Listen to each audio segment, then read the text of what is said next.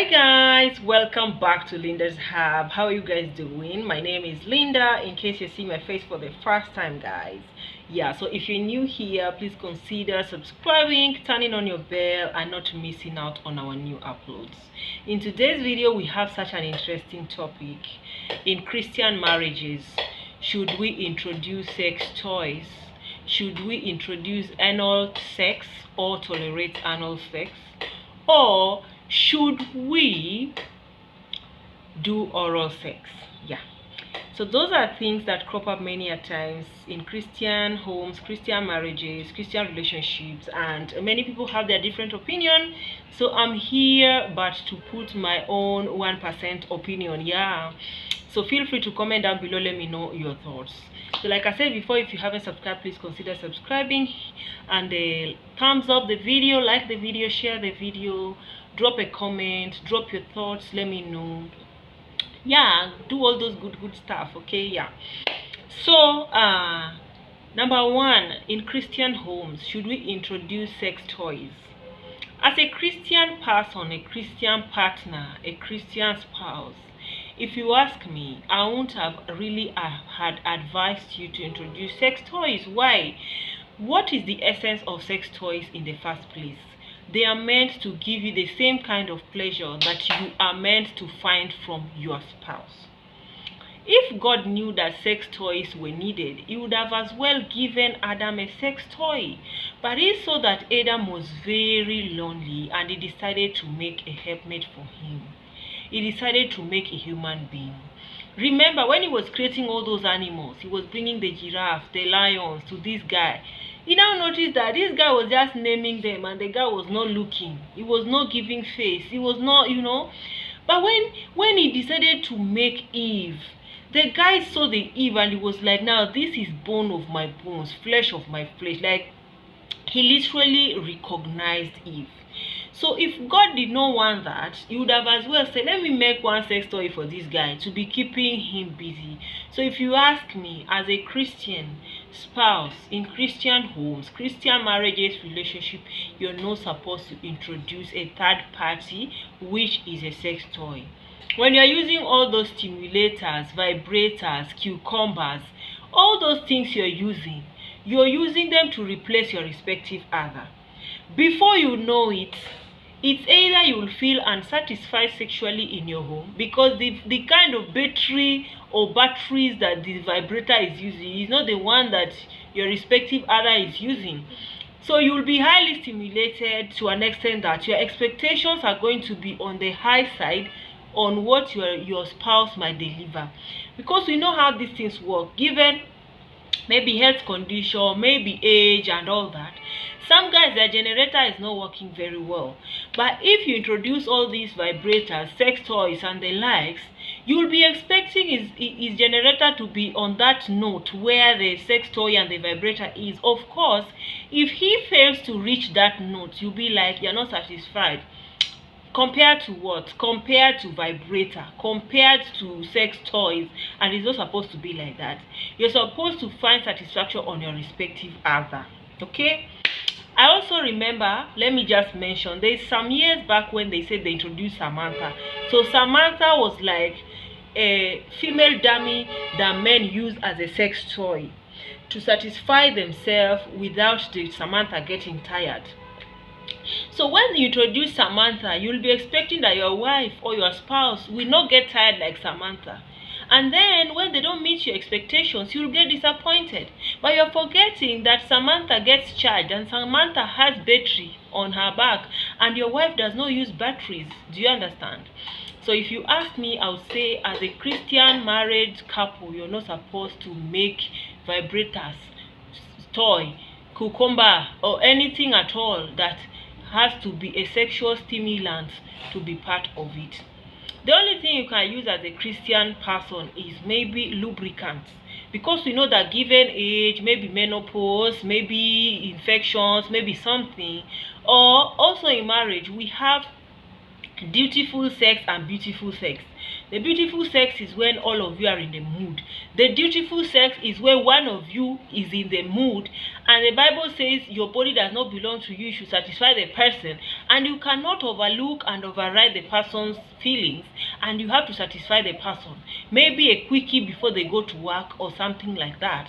A quickie before they step out, so that they will avoid looking at everybody's nyash on the road. Do you get?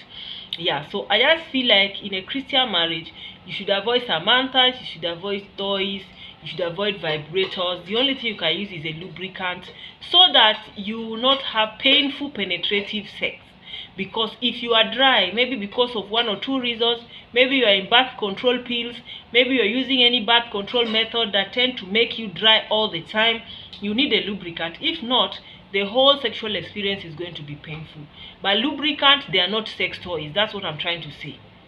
I hope I'm clear on that. Number 2, anal sex. Is it supposed to be in Christian home?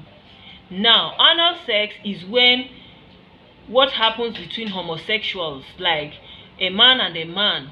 Many people in this world today, they are dating man and man, marrying man and man, and you're like, what? If God wanted Christians to marry man and man or man to man, he would have created Adam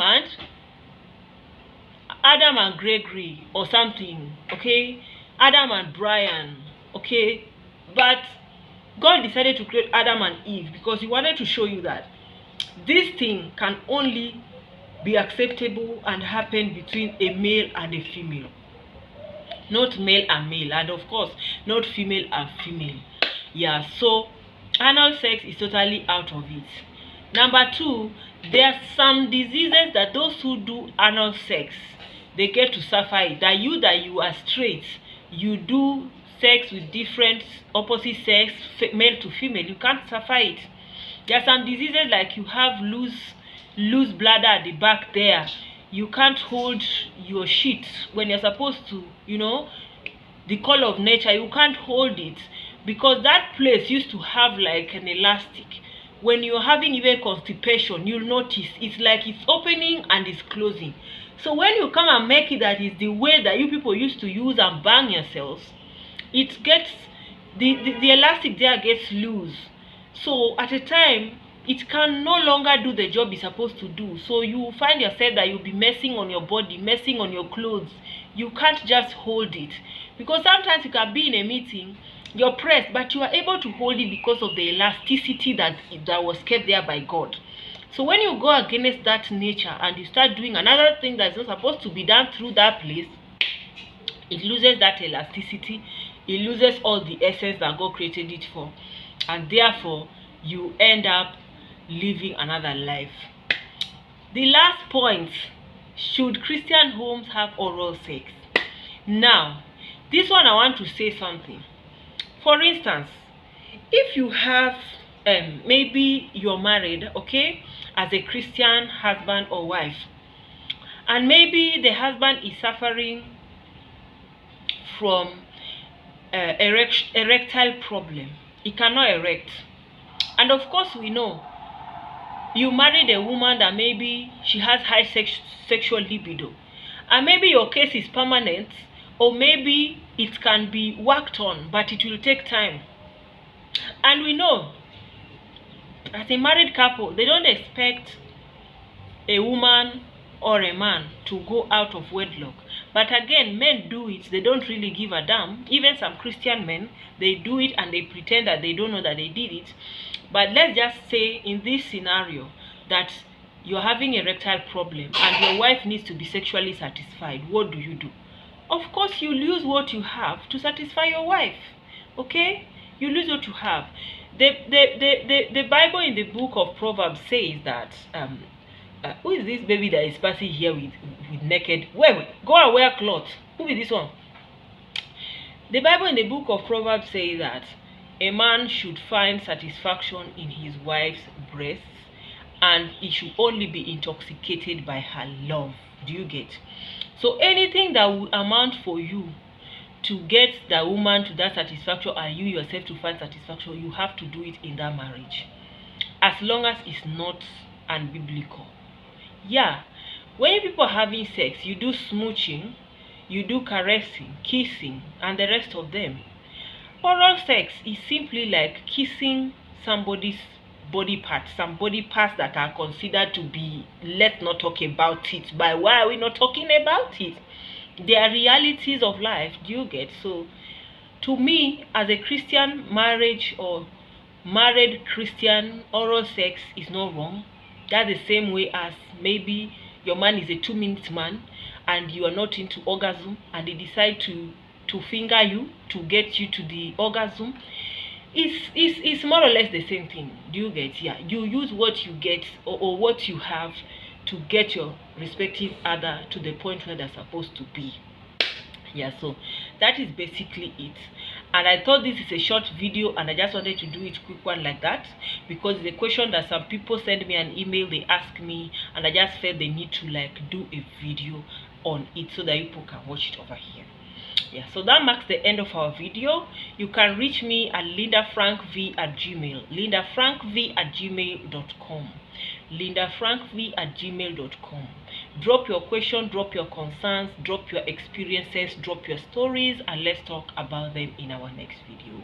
About this particular video, if you're watched up to here, thank you so much for watching. Like, share, comment, and please subscribe. Let me know your thoughts about the video, and if you have any other thoughts about maybe the next video you want us to talk about, please feel free to drop it in the comments and I'll be at the comment section reading. I'll see you guys in our next video. Bye.